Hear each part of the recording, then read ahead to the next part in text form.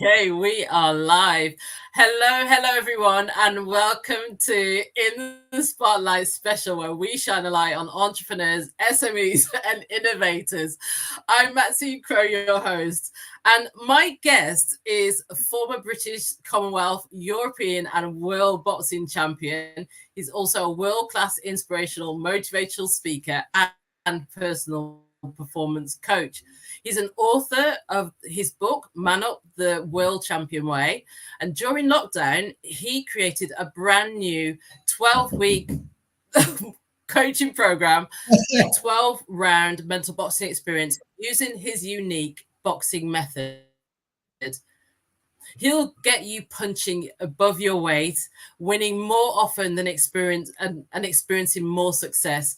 So please welcome the former light welterweight champion of the world, Billy Schwer. What an intro! Billy. What an intro! Let's get ready to rumble. You are bringing the energy, and I absolutely love it. And you know, we're all about inspiring, educating, and energizing. And I am absolutely honored to have you on this spotlight special with us today. So I talked to you a little bit about our audience. So I'm in the facilities management industry, very fast moving. Clients can be so demanding in terms of what they need.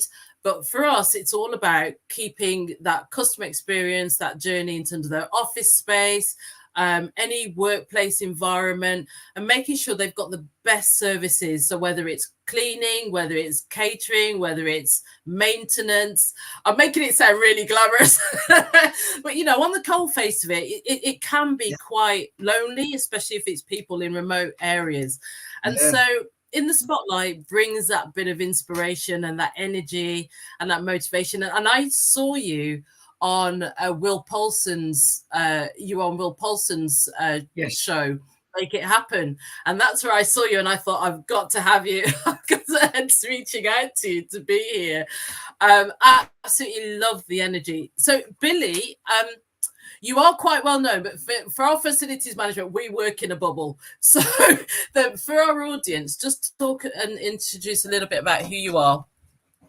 And about your background. I wouldn't expect many people to know who I am. So here I am. So as you mentioned, the former British Commonwealth, European and World Boxing Champion. So I'll give you just a little brief overview. I had 138 fights in total. So 45 of those were as a professional, winning those titles. So I had a just over 20-year career as a boxer, as an amateur and a professional. So that was from a kid of 8 years of age, I was Billy the Boxer. And that's who I was. And then upon my retirement from being a professional boxer, having an extraordinary 2 decades competing at the highest level, I became a national champion when I was 13.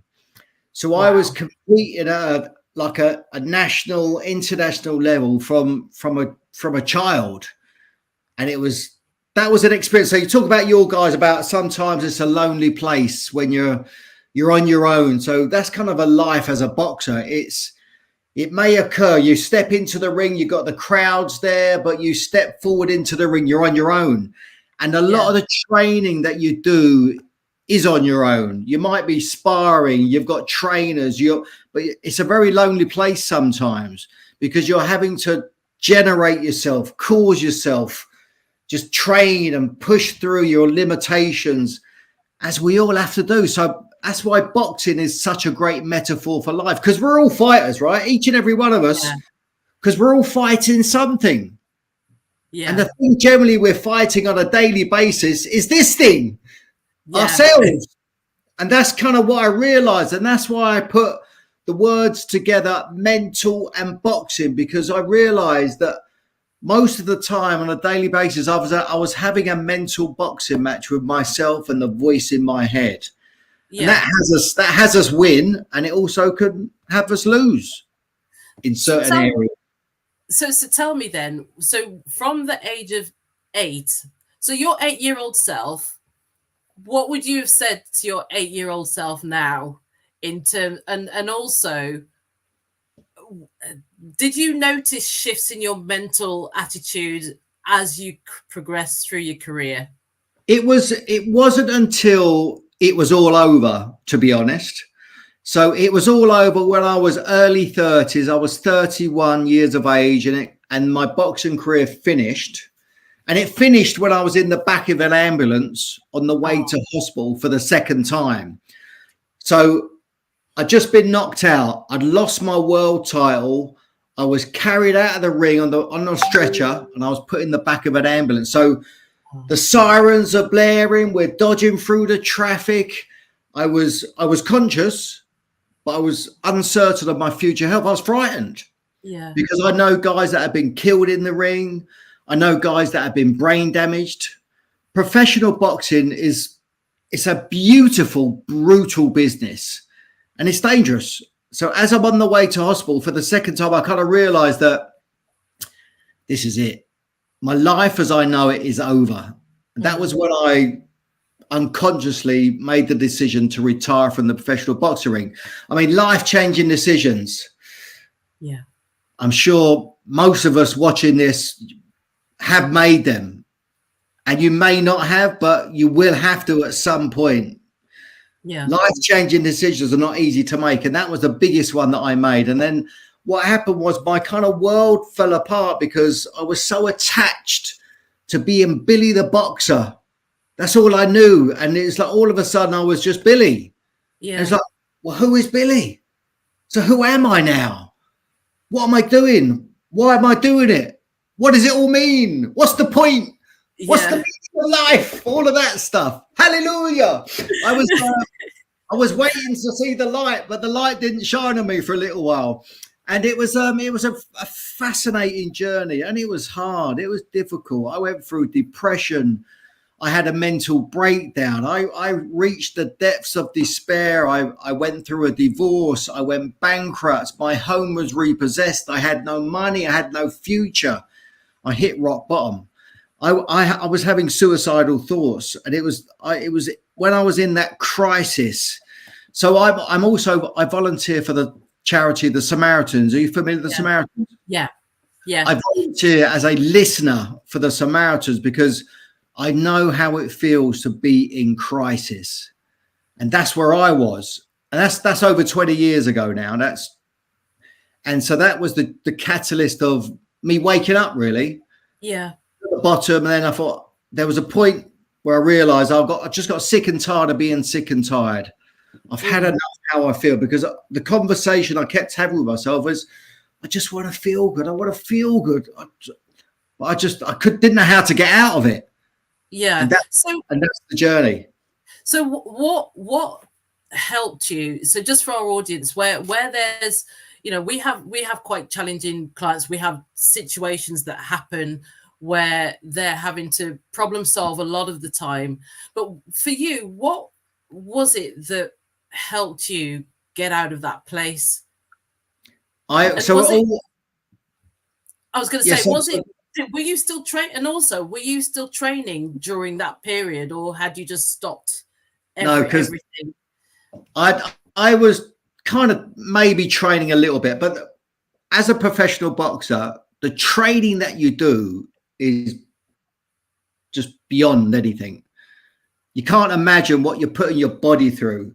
And it's when you're not, that was my living. That was my job. I'd go to work and go into the gym. So when there was no need for it, it's a bit like, why am I going to go? It's like going back into the office. I'm not going to go and hang out in the office. I've had enough of the office. And I'd been living that life for such a long time. So I was training a little bit, but I had no reason to. There was no point. There was no in order to. I didn't have to. So I was just kind of, that was then, but I train regular now, but for different reasons.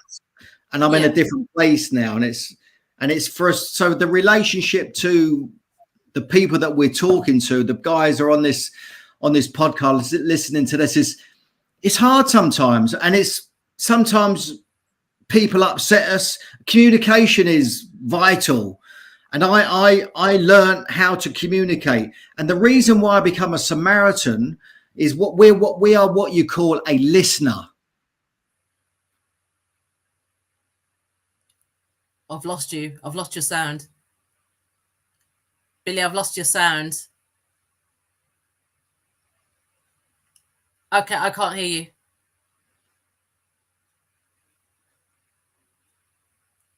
No. Oh, sorry, hang on. You're on mute. So unmute yourself. I will pick up. For some reason you went on mute. You have if you go, it's okay, go down the bottom and then unmute yourself. Unmute. There's a just where your face, yeah, there you go, you're back. No, just for our audience, give us a couple of minutes. This is live. This is what happens when you're live. Can you hear me? Can you hear me? Can't hear me. Okay, hang on. Okay, hang on a second. Let's see what we can do here. Let me just... Oh, it's the first time this has ever happened. Okay, hang on a sec. This is the first time this has ever happened. Let me... Can you hear me? No. Just a sec. 1 second. So for just 1 minute.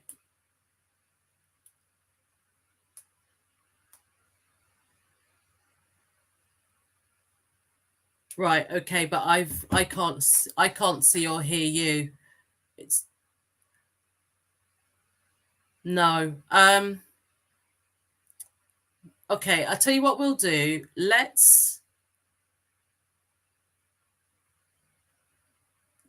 me just try and bring you back in. Hang on. Just bear with me a minute. Okay, talk now. Can you hear me now?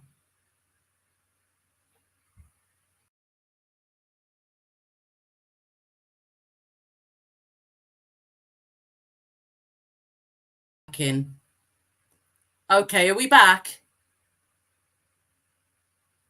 Okay, what I'll do, just a sec. Just bear with me 1 minute.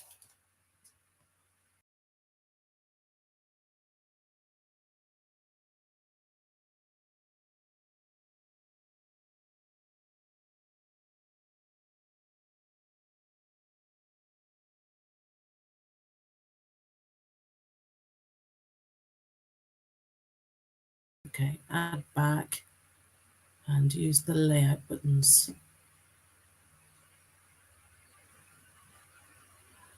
Unbelievable. I can't believe this is happening to us. Hang on, let me just try and fix this. Audio. Okay, we have audio.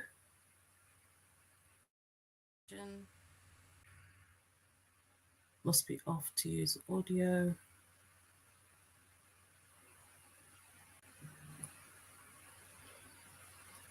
Okay, let's just go back.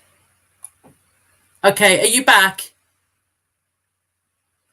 Are you back? Oh, everyone can hear. Okay, so David's saying that he can hear us. Okay, let's just... But I can't hear you, so how are we going to keep talking? This is crazy. Oh, Billy, I'm so sorry. Let me try and sort this out. Right, okay.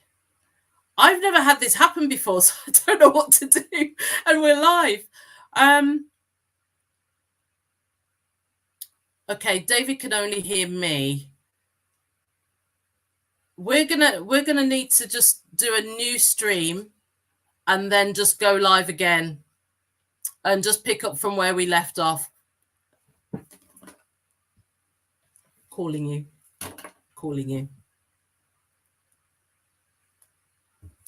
Hang on. Billy, I'm just going to make a new link and then we'll jump onto a new link and start and then just continue from where we left off. So everyone, if you can hear me, we've had just a slight issue with the sound. So what we're going to do is that we're just going to do a new link and then just carry on with the show. So we'll drop off and see you back in 5 minutes. Okay.